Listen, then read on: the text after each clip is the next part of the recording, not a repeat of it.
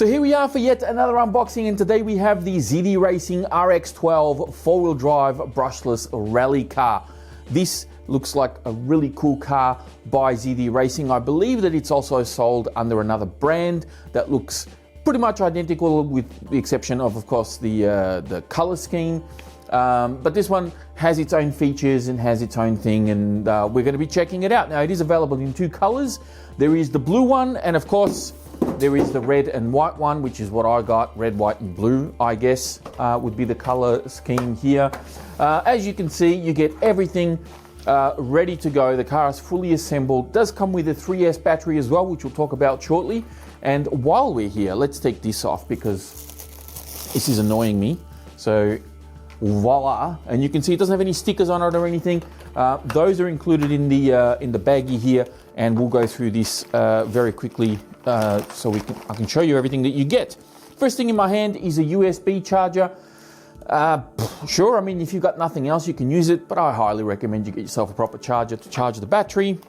Some stickers for you to decorate the car, so you can use as many or as little of them as you want.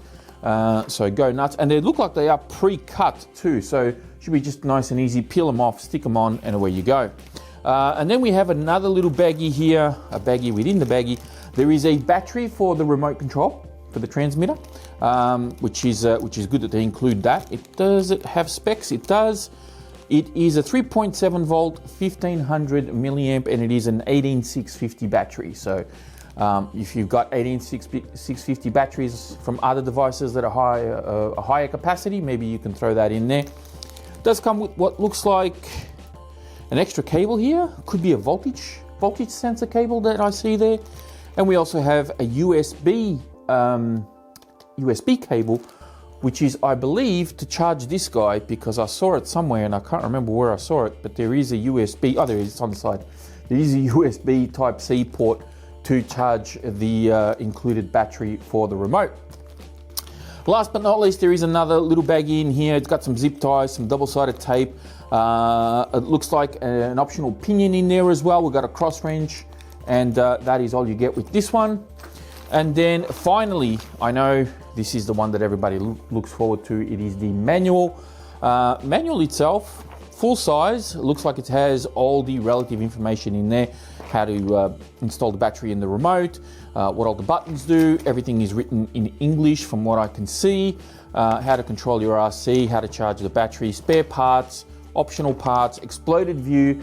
If you ever need to, if you bust something up and you want to order parts, you can just look at the exploded view and you'll be able to identify what parts you need to order. So very, very cool. Simple manual, very thin, not much to it. So it's a quick bedtime story for your kids if you want to do that.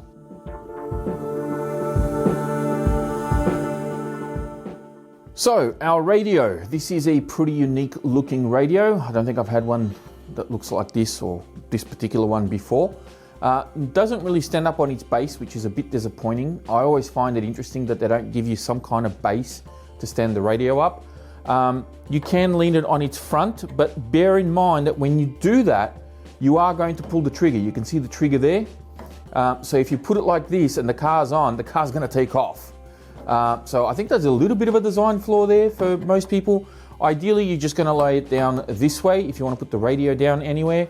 Or, I don't know, if you're really keen, you can probably put it down like that. Yeah, it's interesting that they don't give you like a stability for putting the radio down somewhere. Minor gripe, but just something to keep in mind. Of course, we have a foam covered wheel, which actually feels really good. Also has this little lever here for you to do one-handed driving, so you can hold your phone with one hand and record yourself driving. Trigger doesn't feel too bad, feels well weighted, I feel.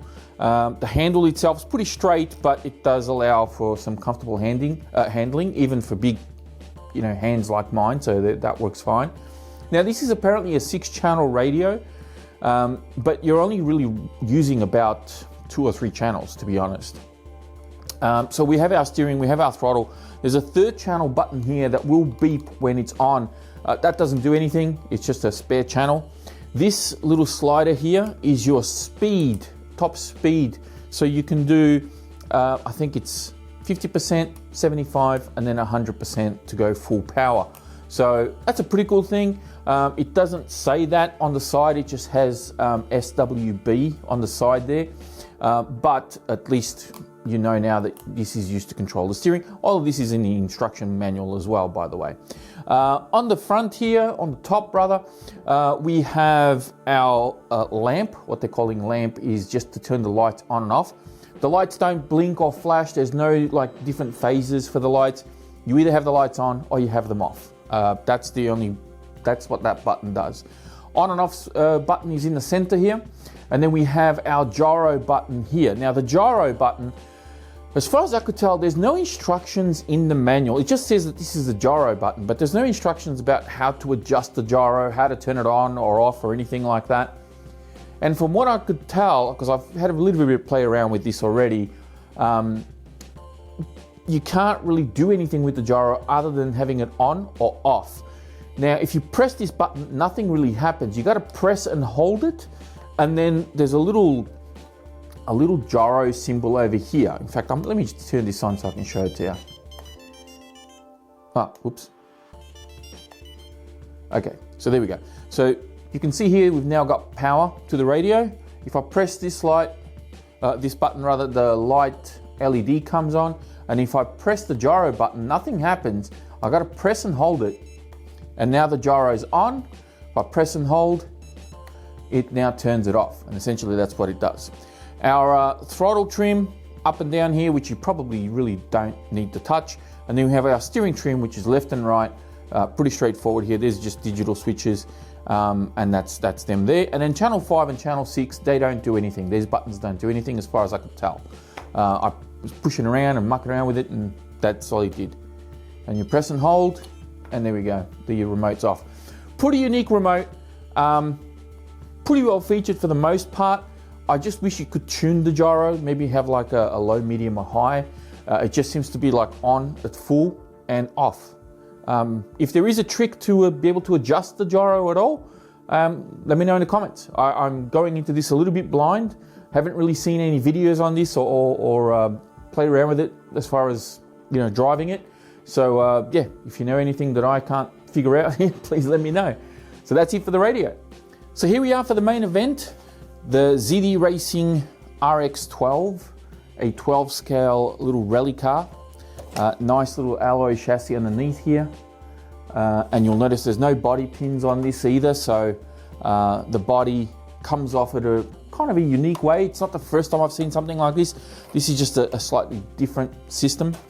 They don't really license this car as a Golf, but I mean, even the stickers say Golf. They just don't have a badge that says Volkswagen. But aside from that, I mean, it's probably 99% a replica of the actual Volkswagen car. And as you can see, there's no stickers. Like I said earlier, you're going to have to put them on yourself and decorate the car. Suspension wise, has a little bit more travel in the rear than the front. I have to see if this is actually adjustable at all. I don't think the body height is adjustable, but it does have some nice cool scale details. We have some roof vents here, or bonnets vents rather, that are just stickers. We do have a roof scoop over here, which is just fake, but it does have that carbon fiber look. We've got plastic mirrors that are actually bolted on. We've got handles that are bolted on as well. The plastic wing on the back is also bolted on, as are all the lights. All of these lights are actually bolted into place as well. They're not just stuck on, so they're not going to fall off midway when you're driving it, which is pretty cool. Even the little side skirt here has been screwed into the body. The body itself does feel like a, pretty much a standard body. Now to remove it, there are two of these little levers underneath here.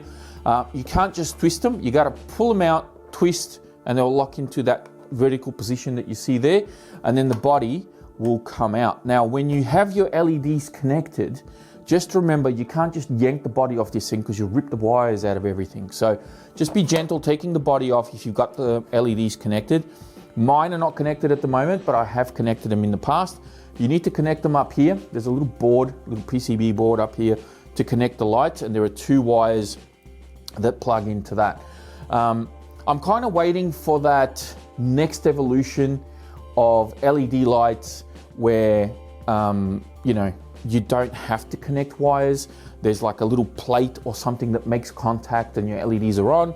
Or like I've seen in a lot of other RCs in the past, they'll hinge the body in the back, and that way you can open it this way and the wires kind of run through the back, and you know, you don't have anything sort of dangling in here. So it's a nitpicky thing, but it is, you know, a quality of life kind of feature that does come in handy. And people are going to forget. You're going to have your lights plugged in, you're going to take the body off, you're going to forget, and you're going to yank the wires clean off the PCB board and ruin your lights, which is going to suck. So just be mindful, be careful, and just remember that that's what, you know, that's how the lights connect. Other than that, wire management and everything is actually really cool. You can see how these little clips here are kind of mounted to this side skirt, right? And that's what keeps them there. So these are spring loaded. The only thing I wish they would do is allow them to lock into place in a vertical position, because the minute that they're off, like this one here has just moved off center a little bit. If I forget to line it up, when I'm trying to put the body on, the body will just not go on. So it would be good if they were, you know, lockable into that position, and then you can just twist them and have them lockable into that position. But that's not how it's been done. You can see there's a couple of pins on the back here, also a couple on the front. Putting the body on is actually a little bit tricky. There's a bit of a knack to it. And the way I found that works best is you put the front on first and then just drop the back in, and it should just line up. If you put the back on first and try to drop the front, the problem that you end up having is that this foam bumper that's on the front here, I'll move the car up a little bit, this foam bumper goes like really hard up against the back of the leg stand. And when you're trying to do that, with it, just the leg stand hits the top of the bumper. And it's just a bit trickier to put it on the back and then do the front. I find it easier to do the front first and then drop it into the back, and it works fine. So that's just something to keep in mind. Other than that, you know, with all this plastic, obviously it weighs a little bit, but the body I think should hold up okay. It doesn't feel weak or anything like that. So looking at the chassis, for those of you who haven't seen what this guy looks like, this is the entire layout. We've got our battery already mounted up here. We have our ESC on top, on and off switch over here, and our receiver is tucked away in this little receiver box over here, which is not waterproof. It might be splash proof at best, but there is no seal or anything like that. So don't go running this through puddles on concrete or anything like that, because you might end up getting water in there. Our motor's back here already with a pre-mounted heatsink, and you'll see that there's a little wire that runs all the way back to the exhaust back here. There's a little LED in there. You can just see the little diode.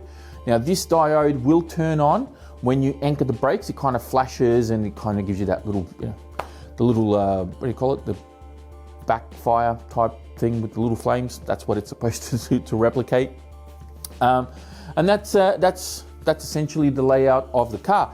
Now, our servo, of course, steering servo is over here. A couple of cool things they've done with this guy. You do have a tower-to-tower brace, so there's this rod that runs all the way on top of the car to really stiffen everything up. Don't know if that's really necessary, but I suppose, you know, it does have a fairly thin chassis, so it kind of makes sense that maybe they strengthen it up a little bit there. And it does help with the mounting of the ESC, because now they've mounted everything up top. They also have a mount here for the XT60 connector, as you can see there. And this is actually a really cool feature. I don't mind this at all. The only downside is when I had this plugged in before and I tried to pull the plug out, the male plug, which is the one that's in there, actually came out with it. So there's nothing sort of locking this plug into place. So when you do pull the battery out, you're going to need to hold these cables. Otherwise, this plug will just slide straight out with it. So just something to keep in mind. Our motor is a 2845 3600 kV, and I believe our ESC is a 45 amp ESC capable of running 2S or 3S. However, the car does come already pre-equipped with a 3S battery, and we'll take this guy out of here and I'll show you, what do we got? I think it's a 2200 from memory. I think I'm right. Yes, it is. 2200 35C 3S LiPo battery. That's this guy here from ZD Racing. Should do the job. Obviously, if you get a higher C rating, something a little bit better quality, might get a little bit more out of the car as far as speed goes and performance. But you know, if you've got nothing else, at least that'll keep you going. And it's a 3S pack. They didn't just throw a 2S in here, they actually gave you the big boy, so you can really go quick. Tires on this guy, and the wheels look like, is it BBS? BBS or something? I remember there was a brand that had all these spokes like that. So they look kind of cool. Rubber feels good. They are foam filled from what I can feel. And there's a little bit of tread on them, so they're multi-purpose tires. So you should get some good traction out of this. It looks like it does have a slipper clutch, and it is adjustable via a little nut just there. I'll correct myself if that is not the case. You've got adjustable turnbuckles and toe links all the way around, which is really cool, so you can adjust your camber. You got sway bars pre-installed on this guy as well, and droop screws are also pre-installed, so you can adjust your height. Steering servo and everything is mounted there, standard plastic servo horn. Now, interestingly, you'll see here that there's actually a provision from this little plastic piece to move the battery stop back, so you can actually get longer batteries in here. Not that I have seen too many extra long batteries to fit. Usually when you go bigger like that, they also go wider, they go thicker, and you're probably not going to be able to fit them in here. Maybe that's why they haven't given you any extra holes back here to move this stop. So, unless you do have something that is a bit longer and you want to move this back, you might have to end up drilling the chassis yourself to get this little bracket to move back, like an inch, half an inch, whatever that is, 25 mil or something like that, 20 mil. So yeah, that's really it. Aluminium shock towers. We have multiple adjustment points for your shock towers as well, which is kind of cool. We got aluminium threaded body shocks with metal caps, and they look like they feel okay. So hopefully we don't have any leakages or any weird things like that. We've got CVDs on the front, and I believe there are standard dog bones in the rear. Pretty standard stuff. Really nicely finished, nicely built. The plastics feel really good. We've got hex hardware going all the way through. Adjustable turnbuckles, as I said, nice thick foam bumper on the front here. We do have a little bit of a kick up, as is standard on most rally cars. So you got a little tiny bit of a kick up here. And then of course we have these wings on the side to lock our body into place. So pretty cool design. I wish they had done a better job with the LED wires, or maybe given us something that's a little bit more robust with the connectors. These connectors are so fiddly that even if you are careful taking the body off and the body drops off to the side or something happens, I just fear that these connectors are just going to rip out of that board on the roof of the body really, really easy. So just be mindful of that. Take a little bit of extra care, and hopefully you won't have any problems. Aside from that, I've just noticed as well, there's a little bit of adjustment servo saver in there. In regards to the voltage sensor, so I will nitpick this one a little bit because the manual, although it does have all the very basic information of what the radio does, what the buttons do, how to turn your car on, how to steer, like it's really basic standard stuff in the manual, and it's got the exploded views and the spare parts and optional parts and all that sort of stuff. Great. But there's actually no information about the gyro, for example. It says that it's a gyro button on the radio, but it doesn't say press and hold to turn it on or off, press and hold to adjust it or do anything. So there's no information regarding that. Likewise, there's no information regarding the little the little voltage sensor that they provide in the bag, which is this little guy here. There's no info in the manual telling you how to hook this up. So I'm sitting here and I'm like, looking at this, I'm like, surely this plugs into somewhere. It must be in the receiver. The picture in the manual for the receiver does not have the port illustrated that this is going to go into. So I'm like, well, that can't be right. So I opened up the receiver box, and sure enough, right on top, on the very top of the receiver, there's a little white plug, which is where this little white plug is meant to go into. That little guy there. And that's how you get your voltage. Now, there are two pins, a red and a black, so you're going to have to plug that into your battery, and red and black wires, and that will give you a voltage on the radio. That's what that other little LED screen, that little screen that they've got here on the radio, that's what that's going to be for, to tell you how much power you've got left in the car. So just something to keep in mind. The manual is pretty good in the sense that, you know, it tells you the basic information, but it doesn't say anything beyond that. So they could have done a little bit better in the manual there, I feel.